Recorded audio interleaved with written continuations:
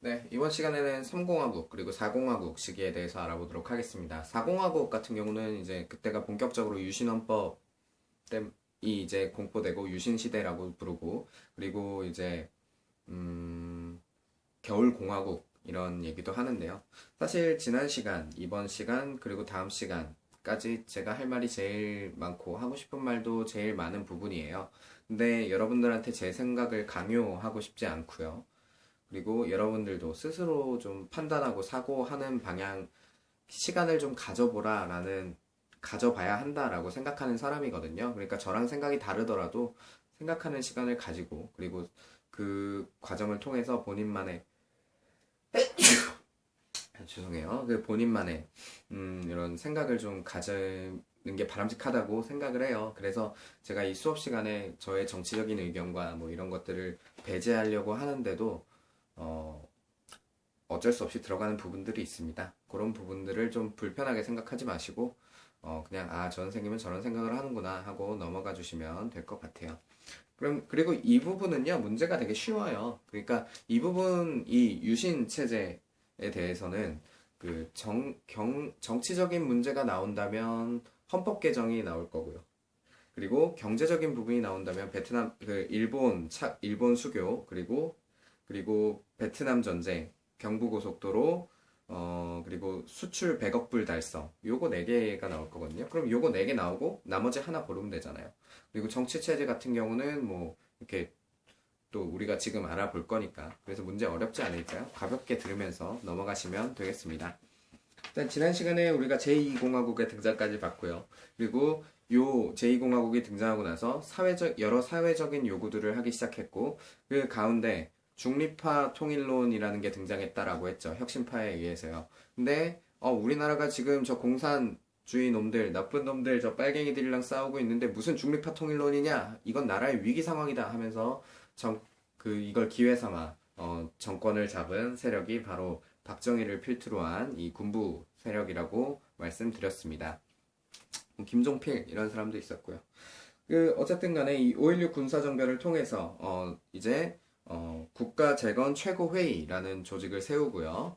그리고 지금 이제 정권을 뒤엎었으니까 정리할 기관이 필요하잖아요. 그러니까 이제 국가재건 최고회의, 그리고 중앙정보부는 지금 뭐 국정원의 전신입니다.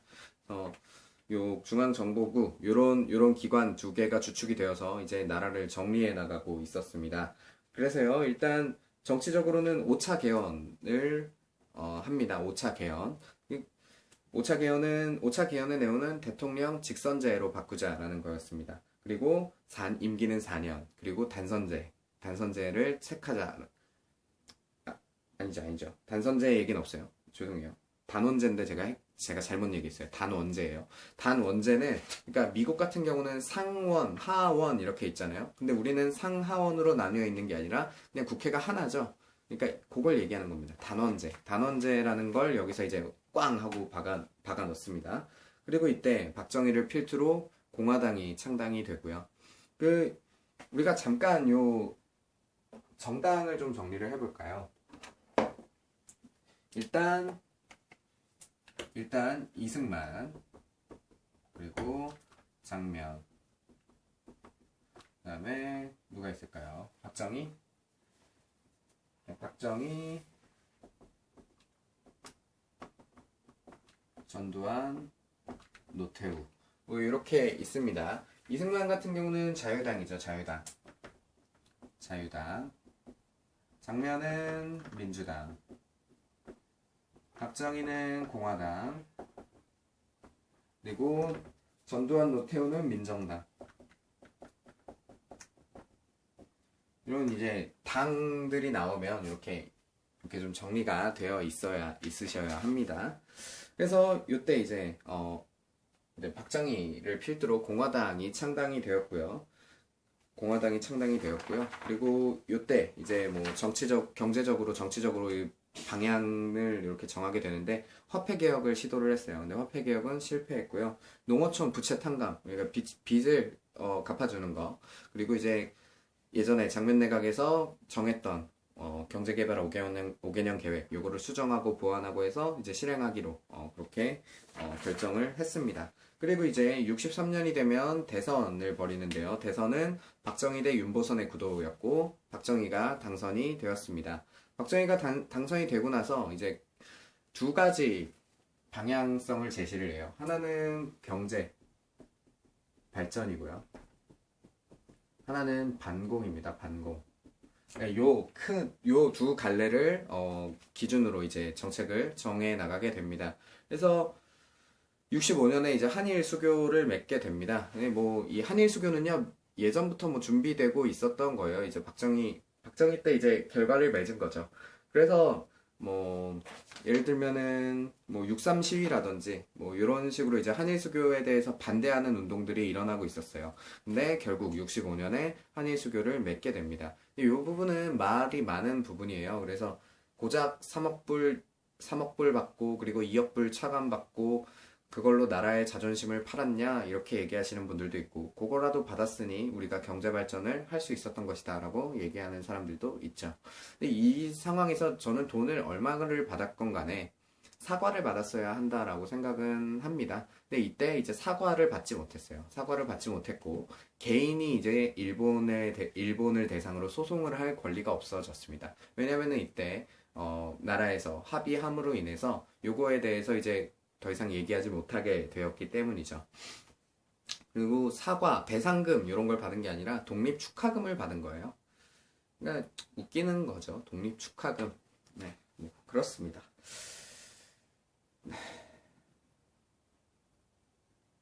네, 뭐 그렇습니다. 일단 그리고 뭐 6.3 시위에 대해서 얘기하자면 6.3 시위의 슬로건은 민족적 민주주의의 장례식 뭐 이런 거였고요. 그리고 뭐 계엄령을 선포하기도 하고 약간 뭐 일련의 과정을 통해서 일본과의 수교가 맺어졌습니다. 그리고 그 이후에 이제 베트남 파병 사건이 있었습니다. 베트남 파병 사건은 이제 어느 부대 파견을 기준으로 보느냐라고 보는데 이 일본 수교 이후라고 제가 말씀을 드렸지만 사실 뭐 진행된 건 이제 64년 뭐 요때쯤으로 보는 게 맞고요. 그리고 이제 73년까지 이렇게 베트남에 그 파병을 했습니다. 근데 베트남에 파병을 할 때요.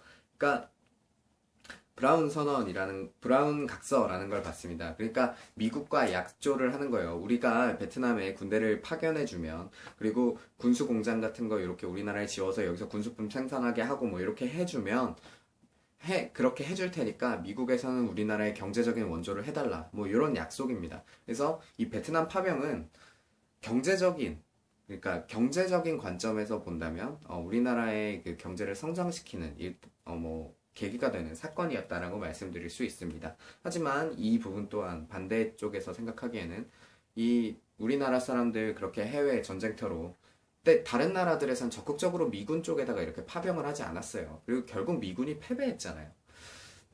근데 이제 우리나라 사람들의 목숨을 버려가면서까지 그랬어야 했느냐라고 말씀하시는 분들도 있습니다. 여러 가지 관점이 있어요. 근데 이 베트남 파병의 이제 핵심 키워드가 되는 부분들은 뭐냐면 브라운 각서 방금 말씀드린 그리고 고엽제라는 건 이제 말하자면 뭐 독극물 같은 건데 그 고엽제 전후에 이런 분들 계시잖아요. 그 고엽제 같은 경우는 한번 피해를 받으면 죽을 때까지 계속 가렵대요. 긁어도 가렵고 뭐 그렇다고 합니다. 그래서 우리나라에서 그런 피해들을 그 베트남 파병 가서 그런 피해들을 받고 오신 분들도 있고요. 그리고 이제 라이따이한 이 사람들은 이제 전쟁하는 과정에서 국군들이 뭐 그 지역에 있는 여성들을 강간한다든지 아니면은 그 가운데 눈이 맞아서 사랑을 했다든지 뭐 그런 과정에서 이제 태어난 아이들을 얘기하는 건데요. 이 사람들은 아버지를 찾을 수가 없었죠. 그리고 적국에 남겨져 있는 거잖아요. 어쨌든 이제 미군은 빠졌으니까 베트남이 승리하고 그러니까 뭐 그런 피해들을 많이 받았을 겁니다. 네, 어쨌든 요것들이 이제, 요 베트남 파병의 키워드다라고 보시면 되겠습니다. 그리고 이 한일 수교 때 받은 이 독립축하금을 바탕으로 경제개발 계획을 이렇게 실행할 수 있는 기반을 쌓았다라고 보시면 되겠습니다. 그리고 이제 67년에, 이제 4년 지났죠. 67년에 박정희, 그리고 윤보선 다시 한번 대선을 하는데요. 이때 다시 또 박정희가, 당선이 됩니다. 선생님, 예전에 60 몇 년, 60년에 대선 했잖아요. 60년에 대선 했는데 왜 63년에 대선하고 4년 간격이라고 하나요? 뭐 이렇게 물어볼 수도 있는데요. 군사 정변이 일어났기 때문입니다. 나라를 지금 뒤엎은 거예요. 그래서 그런 시기는 이제 의미가 없는 겁니다. 이 뒤에는 의미가 있겠죠. 네, 뭐 그렇습니다. 네, 그래서 박정희가 다시 한번 당선이 되었고요. 근데 이 박정희가 당선되고 67년에 당선이 되고 68년이 되면 이 해를 위기의 해다, 박정희 정부 위기의 해다라고 이야기를 합니다. 예를 들면 이제 북한의 그 국지도발 사건들이 일어납니다. 예를 들면 김신조라는 무장공비 가 이제 청와대 가서 뭐 목을 따겠다 이러고 도끼 들고 침입하는 사건도 있었고요. 그리고 뭐 푸에블로호 사건 이건 미국 밴데 뭐 북한에서 납치를 해간다거나 그리고 뭐 울진 삼척 무장공비가 울진이나 삼척의 무장공비가 침투한 사건이 있었고요. 그러니까 이런 사건들로 통해서 미국도 그렇고 우리나라도 그렇고 총 한 발만 터지면 전쟁을 하겠다라는 생각을 좀 하고 있었던 것 같아요. 그래서 요 시기를 이제 박정희 정부 위기의 해다. 왜냐면 지금 반공 정책을 계속 추진하고 있었잖아요. 근데 지금 이런 사건들이 계속 터져버린 겁니다. 그러니까 이 박정희 같은 경우는 위기에 빠질 수밖에 없는 거죠. 그래서 이러한 상황에서 박정희가 조직하는 조직이 아니라 이제 나라에서 조직하는, 그리고 저를 아직까지도 고생시키는 향토 예비군이 이 울진 삼척 무장공비 침투 사건으로 인해서 조직이 되었습니다. 네, 뭐 그렇습니다. 네, 그리고요 이제 그러니까 여하튼 지금 이 박정희 정부 위기의 해잖아요. 근데 이 지금 대통령을 지금 두 번까지 할 수 있잖아요. 그래서 박정희가 한 번 했죠. 윤보선을 이기고, 그리고 박정희가 또 한 번 했어요. 또 윤보선을 이기고 두 번 했단 말입니다. 근데 예전에 이승만이 자기가 그 종신정권 하려고 개헌을 했을 때는 중임제를 폐지한 게 아니라 자기만 바꿨잖아요. 자기만. 그것도 자기가 출마할 수 있게만 바꿨잖아요. 그쵸? 근데 박정희 같은 경우에도 본인이 계속 권력을 잡고 싶었던 욕심이 있었던 것 같아요. 그래서 이때 우리나라가 지금 이렇게 북한의 위협을 받고 위기를 겪고 있는 상황인데 한 번만 더 하게 해다오. 그러니까 한 번만 더 하고 이 위기를 내가 잡고 그리고 후계자를 키우겠다. 이런 뭐 의미의 주장들을 합니다. 그래서 요때 6차 개헌이 일어나요. 그래서 여기서는 이제 대통령 중임이 이제 두 번이었잖아요. 근데 이거를 이제 세 번, 3선까지 할 수 있도록 개헌을 합니다. 뭐 어쨌든 간에 또 개헌이 되었고요. 그리고 이제 71년에 박정희가 다시 한번 대선에 출마를 하고요. 이때 상대는 김대중입니다. 드디어 우리가 아는 사람 이름 등장했죠. 김대중입니다. 이때 박정희 같은 경우는 여전히 경제발전 그리고 반공 이런 것들을 내세웠다면 김대중 같은 경우는 총통제 반대라는 뭐 이런 슬로건을 내걸었습니다. 이거는 이제 박정희가 계속해서 정권을 잡는다면 이것이 총통이랑 다른 게 무엇이냐라는 뭐 이런 건데요. 또 결국 이제 박정희가 승리를 거두게 됩니다. 그래서 박정희가 지금 3선에 성공을 했어요. 그리고 이제 72년도가 되면 지금 이제 68년 같은 경우는 되게 위기의 해잖아요. 근데 요 68년을 지나면서 뭐 닉슨 독트린이라는 게 나옵니다. 닉슨 독트린이라는 거는 핵심적인 한 단어가 있어요. 데탕트. 이 데탕트는 화해거든요. 예전에 우리가 미소공동위원회 이런 거 할 때는 트루먼 독트린 이렇게 해서 뭐 냉전의 시작을 알리는 그런 시대였다라고 한다면 이 시기는 이제 닉슨 독트린이 나옴으로써 이제 냉전이 슬슬 따뜻해져가는, 슬슬 풀려가는 그런 상황이었다라고 보시면 되겠습니다. 그래서 이제 이 72년쯤 되면 세계사적으로 되게 화해 무드가 생겨요. 그래서 우리나라 같은 경우도 북한이랑 대화를 할 수 있는 상황이 됩니다. 그래서 이때 7.4 남북 공동선언을 채택을 합니다. 이때 이후락이라는 사람이라고 나와 있잖아요. 이후락은 이때 이제 중앙정보부장이었어요. 근데 북한에 직접 가서 김일성 만나고 이렇게 조약을 이렇게 선언을 이렇게 동의를 하고 왔습니다. 이때 되게 긴장했는지 뭐 입에 독약을 물고 갔었다 뭐 이런 얘기도 있고요. 근데 어쨌든 간에 이 7.4 남북공동성명이 중요한 이유는 뭐냐면요. 이때 통일의 3대 원칙이 맺어집니다. 그래서 자주, 평화, 민족 대단결. 요 통일의 3대 원칙이 정해지고요. 그리고 여러분들이 헷갈려하는 게 박정희 시기에는 무조건 반공정책을 밀고 나갔다. 네, 맞습니다. 반공사상을 밀고 나간 건 맞아요. 근데 그 중간에 이런 7.4남북 공동성명이라는 게 있었다. 그래서 이 7.4남북 공동성명이라고 나오면 공부를 자세히 안 한 친구들 혹은 대충대충 한 친구들은 남북 공동성명이네? 이거는 유신 정권은 아닌가 보다 하고 넘어갈 수 있다라는 거죠. 그래서 7.4남북선언이라는 거 맺었다. 이 7.4남북선언은요, 어떤 이제 효과를 가져오냐면요, 남쪽과 북쪽 모두 독재 정권을 곤고하게 하는 계기가 됩니다.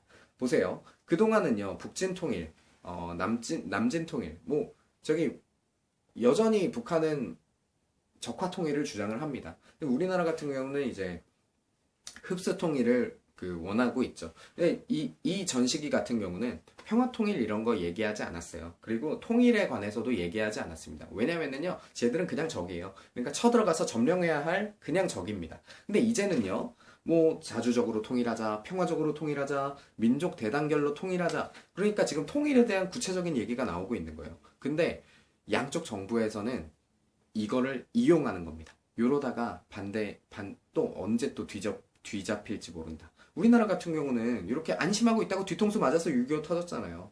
북한도 마찬가지인 거예요. 북한도 이런 통일에 관한 얘기를 하는 거는 이거는 사실 어쩌면 더 위험할 수 있다라고 생각하는 거고, 남쪽에서도 저 북한 놈들이 통일을 얘기하는 걸 보니 또 막 무슨 일이 일어날 수도 있지 않을까 하고 생각하게 되고요. 그리고 68년은 위기의 해였잖아요. 그러니까 이런 것들로 인해서 양 국가의 독재 정권들이 곤고해지는, 요거를 이제 위기 상황이니까 우리가 더 해야 된다라고 이렇게 내실을 다질 수 있잖아요. 그러니까 그래서 이제 그런 의미에서 우리나라 그런 요 상황을 이용하면서 우리나라 같은 경우는 유신 헌법이 나오는 거고, 북한 같은 경우는 사회주의 헌법을 확정 짓는 겁니다. 어쨌든 그러고요. 이제 72년 10월에 방금 말한 유신 헌법이 등장을 하게 됩니다. 이 유신 헌법은요, 한국적 민주주의를 표방을 합니다. 한국적 민주주의 좋은 단어처럼 들리죠. 하지만 속을 다시 살펴보면 어떤 거냐면 우리나라는 그동안 항상 왕정 밑에 있었고 한 명의 강한 지도자, 능력 있는 지도자를 통해서 발전해 왔다. 그러니까 그런 것들을 이어나가는 한국적인 민주주의가 필요하다. 이런 골자입니다. 제가 좀 비약적으로 설명드렸는지 모르겠는데요. 그것이 이제 한국적 민주주의입니다. 그렇죠. 네, 그래서 이제 대통령제를 그동안은 대통령을 4년, 그리고 중임을 할 수 있도록, 그리고 4년 임기를 이렇게 만들어 놨었다면, 이제는요, 대통령의 임기는 6년, 그리고 다시 한번 간선제로 돌리게 됩니다. 그리고 중임 제한을 완전히 철폐해버려요. 그리고 이 간선제, 예전에는 국회에서 뽑았잖아요. 이제는 어디서 뽑느냐? 통일주체 국민회의라는 곳에서 대통령을 뽑게 됩니다. 그러면은 이 통일주체 국민회의는 누구의 뜻대로 구성이 되겠어요? 그 시절에 권력을 가지고 있는 사람들의 뜻대로 구성이 되겠죠. 그러면은 이제 대통령 편이 들어가서 구성을 하게 되는 거겠죠. 그리고요, 이제 대통령이 우리나라의 슈퍼파워가 됩니다. 왕이라고 해야 되나? 그럼 또 기분 나빠하는 사람도 있잖아. 어쨌든 슈퍼파워를 가집니다. 그래서 삼권 분립을 무시하는 무소불위의 권력을 가지게 됩니다. 그 내용을 볼까요? 그 내용은 첫 번째로 국회 해산권이 있습니다. 국회의원들이 떠드는 거 듣기 싫으면 해산할 수 있는 거예요. 세조랑 비슷하지 않아요? 세조같이 편전 없앴잖아요. 그렇습니다. 네, 그런 거 있었고요. 그리고 국회의원의 3분의 1을 임명할 수 있습니다. 근데 이 3분의 1은요, 실질적으로 임명할 수 있다는 거예요. 이 국회의원 3분의 1을 어느 기관에서 임명할 수 있냐면은 통일주체 국민회의에서 임명할 수 있어요. 그러면은 이건 실질적으로 대통령이 임명하는 거랑 다를 게 뭡니까? 그래서 국회의원의 3분의 1 입법기관을 이렇게 점령할 수 있게 되었고요. 그리고 사법적으로 원래 이 삼권 분립이라는 거는 행정, 그리고 입법, 그리고 사법, 요 세 권한이 분리되어 있는 거잖아요. 근데 사법권도 침입을 할 수가 있어요. 대법원장을 해임할 수 있습니다. 이거 원래 마음대로 못하거든요. 근데 대통령이 대법원장 마음에 안 들면 잘라버릴 수 있어요. 그래서 그리고 긴급조치권이라는 게 있습니다. 이 긴급조치권은 헌법을 그냥 정지시켜버리는 거예요. 이걸 없애진 못하지만 정지시켜버리는 겁니다. 이 기간 동안은 내가 슈퍼파워다. 헌법이고 뭐가 없다. 네, 이런 상태입니다. 뭐라고 말하기가 좀 답답하네요. 그렇죠? 그래서 뭐 이런 유신 헌법에 대해서 반대하는 사람들이 있어요. 장준하, 고 장준하, 그리고 고 김대중 전 대통령, 뭐 그리고 학생 시위도 있었고요. 3.1 선언 이런 것도 있었고, 네, 그리고 뭐 언론자유 수호 운동 이런 것들도 있었습니다. 근데 김대중 같은 경우는 납치를 당하고요. 장준하 열사 같은 경우는 장준하 의사 같은 경우는 이제 실족사 발을 헛디뎌서 뭐 죽었다 이런 뜻이고요. 근데 이거 의문사라고 말하는 분들도 있고, 네, 그리고 언론자유 수호 운동 같은 경우는 백지 광고 사태, 광고를 못 찍게 하는 거예요. 그래서 거기는 백지만 나가요. 그리고 뭐 학생 시위 같은 경우는 인혁당 사건 유명하죠. 인혁당 사건. 그러니까 이제 인민혁명당, 그러니까 저거 빨갱이들이다라고 학생들을, 공부를 하던 학생들을 잡아다가 사형을 선고하고 20시간도 안 된 상황에 사형을 집행을 합니다. 이 시기는 참, 그래서 이제 이 시기를 겨울 공화국이다 뭐 이렇게도 이야기를 해요.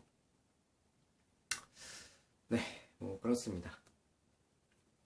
그래서 이제 이 인혁단 사건의 피해자분들 같은 경우는 이제 2007년에 무죄로 다시 이제 판결을 바꿔서 명예회복을 시켜주죠. 근데 이 인혁단 사건의 피해자분들 가족들은 그 무죄가 선언되기 전까지, 그리고 무죄가 선언된 후에도 빨갱이 놈들 키워놓은 놈들이라고 얼마나 또 핍박을 받았겠어요. 그러니까 뭐 요 시기는 이런 안타까움이 있었던 시기였습니다. 네, 그럼 요런 과정들을 통해서 이제 박정희 정부에도 위기가 찾아오게 되는데요. 그 위기가 어디서 찾아오냐면요. 이제 YH 회사 사건이에요. YH라는 곳은 이제 무역회사였는데요. 여기서 이제 여직원들이 파업을 합니다. 근데 요 파업을 진압하는 과정에서 뭐 그 또 무고한 사람들이, 그러니까 요 여공들이 또 많이 죽어나가고요. 그리고 야당의 비판을 또 얻게 됩니다. 그리고 야당이 계속 비판을 하고 뭐 이거에 반대 의견을 표명을 하니까 그 야당의 거두였던 김영삼 또 아는 이름 등장했죠. 이 김영삼을 제명을 시켜버려요. 국회에서 제명을 시켜버립니다. 그래서 이런 것들에 대해서 반대해서 또 다시 나와요. 부산과 마산을 중심으로 부마항쟁이 일어납니다. 예전에 4.19 때도 부산과 마산을 중심으로 그 마산을 시작으로 해서 전국적인 시위로 퍼졌잖아요. 4.19 같은 경우도. 요 시기에 이제 부산과 마산에서 부마항쟁이라는 것이 일어나고, 이제 유신 정권에 반대하는 운동이 거세지게 됩니다. 그리고 이제 11.6 사태로 이어지게 되는 거죠. 11.6 사태. 당시 중앙정보부 소속이었던 김재규가 빵 하고 암살을 했습니다. 그 11.6 사태 이런 것들로 이어지게 되었습니다. 이 11.6 사태 이후에는 이제 최규하 대통령의 과도 정부가 세워지게 되는데요. 최규하는 누가 또 임명했겠어요? 통일주체 국민회의에서 임명을 했겠죠. 그래서 이 최규하 대통령 체제로 잠시 이어지는 듯 하더니 이제 12.12 사태를 통해서 전두환, 노태우 같은 사람들이 다시 한번 군부 정권을 세우게 되는 겁니다. 네, 이 시기는 이 정도로 마무리할 수 있겠고요. 처음에 말씀드렸다시피 이제 헌법 개정의 내용을 좀 보시고요. 그리고 경제적인 결과, 우리 국민들이 얼마나 힘을 내서 이런 경제적인 성과를 이룩했는지 요거에 대해서 좀 알아두시면 좋겠습니다. 네, 수고하셨습니다.